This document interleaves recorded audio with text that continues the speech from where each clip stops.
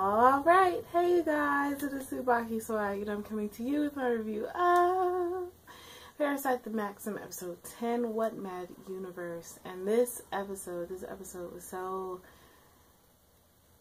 honestly, I didn't know how to feel about this episode, because this episode we see, it picks up where the last one left off at, where Shinichi stands up in the middle of the class because he sensed that Migi sensed that Shimada had a malicious intent.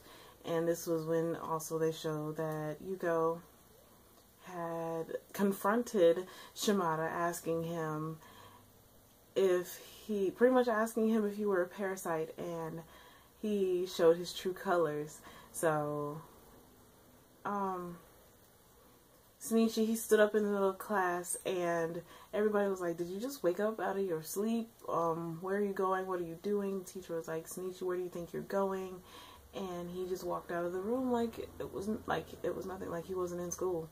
So he went to go find Shimada. He was hunting Shimada down.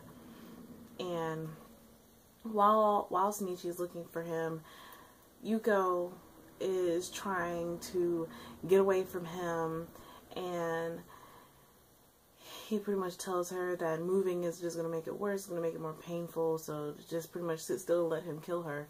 So, he tries to attack her, she manages to duck out of the way, the paint thinner falls on the floor, she throws it at him, he slices it, and it falls on him, which messes up his internal organs. Because when he's in his attack mode, his insides are pretty much exposed. So when the paint thinner hit the inside of his head, it messed up his brain and his thought process for the most part. So after that, his thoughts were very scattered and sporadic, and he could not control his own thoughts. He was wandering around. Well, first he was still trying to attack Yuko, but Yuko managed to get out of the window and she fell down, I want to say 4 stories. But she was okay. So Yuko was okay, and after that, Shinichi and Migi are trying to find Shimada. Shinichi keeps asking Migi where Shimada is, and Migi's like, I can't really pick up his thoughts are very scattered. So Migi is pretty much using himself as like an antenna to look for Shimada. And Shimada, he pretty much just, after that point, after he spilled that stuff on himself, he kind of went on a rampage and was going through the school. He took out, I think they said after everything that happened, they took out 17 people.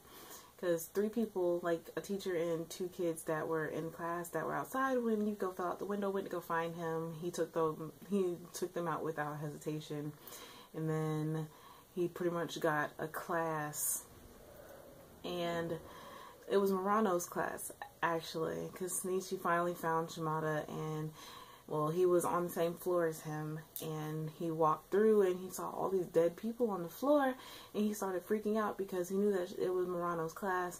So Migi literally had to talk him down from going crazy, and he got a hold of himself, started to walk through, and he thought that he saw Murano, but it was not Murano. So he was able, he stopped and he was able to sense that there were 3 people that were close and there were 2 people that were further away.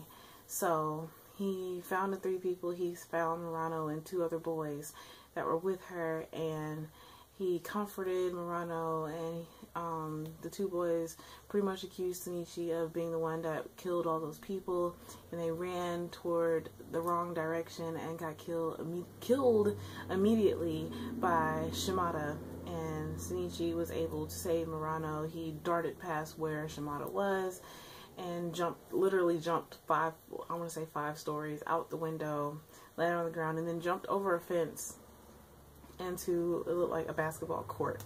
So Murano was okay. Murano was bawling her eyes out, which she had every right to be doing so. So Murano was bawling her eyes out. Shinichi saved her, and she was just so grateful that Shinichi was there, even though 2 people literally got taken out right in front of her.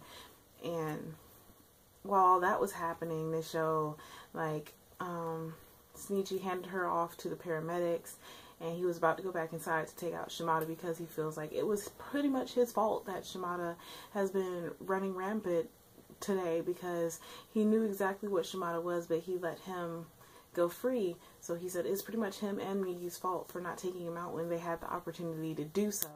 But because they didn't, it is their responsibility to take him out now.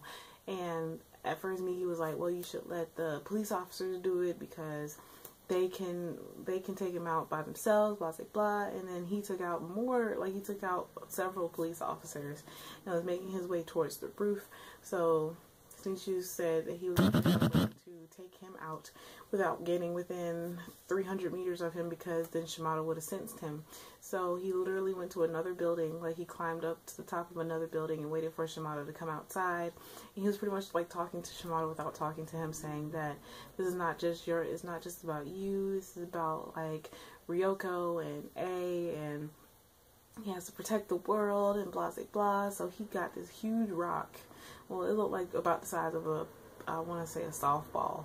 And Migi joined his strength with Shinichi's strength, and he got this real like big muscly muscle hand.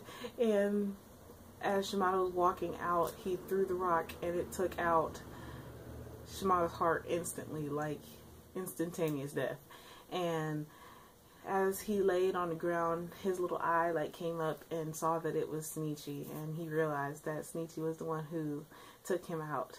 And then after that they show like I guess they show like the news, like them saying that the boy was on drugs and that he just went on a rampage in school. They did not even mention that it had anything to do with the parasite because they didn't want to cause like a national panic, which is understandable, but I mean, they need to tell them something. I felt like they need to tell them something.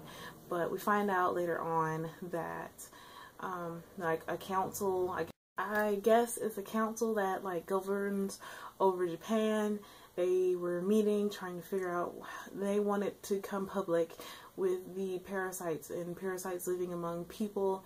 And some people, like some of them were objecting, some of the people were for it. They were trying to figure out how would they go about even telling people about this without causing a mass panic. And then they show that they have found out, a doctor found out a way to tell the difference between parasites and humans, and it is hair. Like removing a strand of hair from the body of a person who has become a parasite, the hair will literally like shrivel up and wither away within seconds, as opposed to like when you pull a hair from a human, it's just a hair. So they figured out that the way to tell the difference between them is by removing hair. And even like as their meeting was ending and after the doctor finished talking, the leader, he was pretty much like, I'm not saying that all of you are parasites, but it's not exactly zero the possibility of one of you being one. So I will remove a strand of each one of your hair. And they even showed one man, he was balding, which I thought was kind of funny. He was like, no, don't take my hair. I don't even have very much to begin with. But he said that he was going to remove a strand of each one of their hair to check to see if they're parasites or not, of course.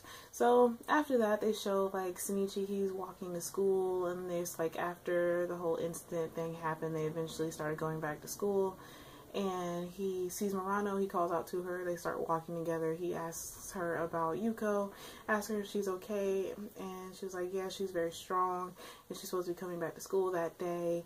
And then Murano pretty much kept telling him that she really wanted to thank him because if it hadn't been for him, she probably would have been dead along with those other two boys. So Shinichi's awesome. So Shinichi was like, it's really not a problem, I promise, blah blah blah. So they were walking to school, and then they see two little girls, like one little girl runs out and the other one meets her, and they pull a hair from each other's head. And they said even though it was never announced that parasites are living among them, it wasn't even made public what really happened that day at that school, now they have a tradition, like a ritual of every time you meet a friend, you pull a hair. So I guess in ways that is a way of knowing whether or not it is a parasite or not. So that makes me wonder, if somebody were to pull a hair from Shinichi's head, since he is technically still human, would his hair shrivel? Or now that Migi has become a part of his body, would it shrivel up? I don't know. That poses a really good question. And I would say the same thing for Uda, because Uda's parasite is like in his head.